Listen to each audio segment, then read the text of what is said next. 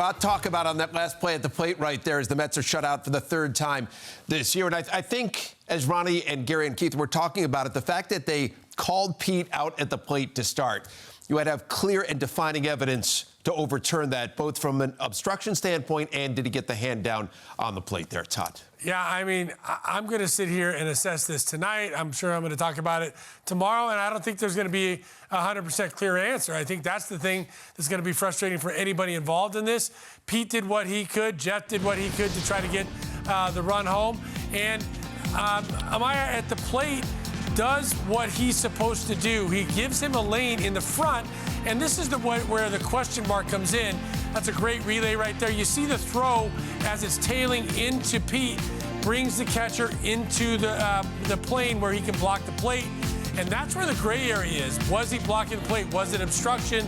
Or was the ball taking him into the path of the runner? That's what's going to be debated, and I don't think it can be decided conclusively whether we talk about it all night long. You watch this the ball tail into the runner. That's what brought the catcher in front of Pete and caused the obstruction, but the obstruction in this particular case might have been legal, and Pete's hand, though it slid under the shin guard at first and was hovering over home plate in time to be safe, it wasn't on home plate. So until it came down, it looked like it was dead even from the time it came back down on top of the plate to the time the tag was applied to his shoulder.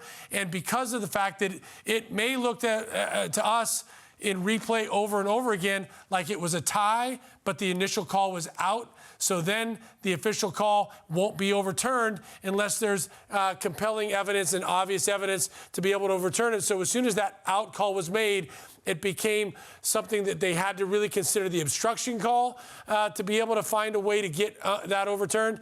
And they weren't going to be able to make that case because of the fact that the ball really took him into the runner and he wasn't obstructing every position, every part of the plate as Pete was approaching home plate. All right, so a couple of reviews on that from the replay center here in New York. Number one, they could not determine if indeed Pete's hand did get down to the plate before the tag was applied. So the call on the field stands in that situation. And then they ruled that the initial setup by the catcher there was legal. So that was number one. And he moved into the lane in reaction to the trajectory of the incoming throw. So those were the two decisions that were made by the replay center. Right, and I don't think they're absolutely clear. And then you heard or saw Carlos after the call was even made and the call was not overturned. He was still upset. He wasn't upset necessarily about the outer safe call on the actual merits of whether Pete got his hand in there.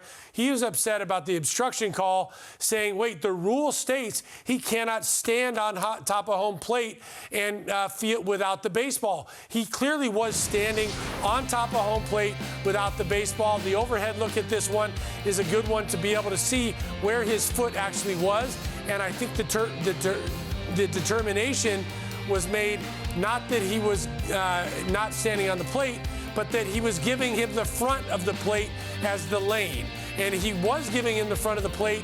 He stood behind it, was on the plate with his left foot right here, you can see, and then he goes down to make the tag. And as we keep saying, Pete's hand hovered over the plate momentarily before he was able to get it down, and that gave him the opportunity to put the tag on him and block him from getting any further progress in there.